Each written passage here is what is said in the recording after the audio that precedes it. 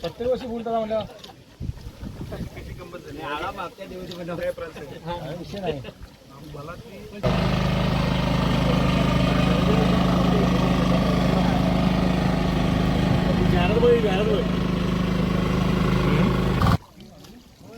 चार चार काढ्या दोन घ्या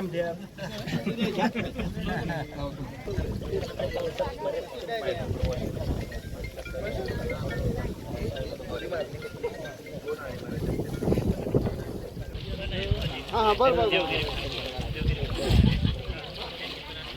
सांगतो बरं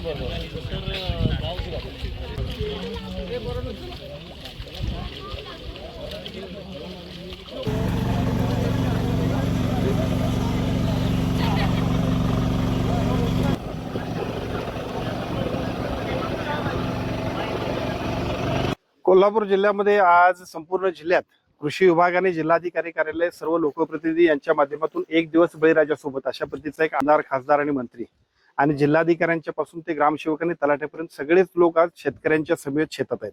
मी सुद्धा मसुली या गावात आलोय. मसुलीतल्या प्रसिद्ध असं आजरा घनसाळ ज्याला म्हणतोय अशा आजरा घनसाळची या ठिकाणी आपण या रोपण कार्यक्रमामध्ये इथं आपण रोपणीसाठी आपण उपस्थित आहे. अतिशय चांगल्या पद्धतीने शेतकरी कष्ट करतोय आणि त्या शेतकऱ्याच्या कष्टावरती संपूर्ण देशातले आम्हा सर्वांनाच शेतकरी हा अन्न, त्यामुळे त्याच्या समवेत आपण सगळ्यांनी वेळ काढणं आणि त्याच्या विकासाचा संकल्प करणं असाच उद्देश आज आपण ठेवलाय.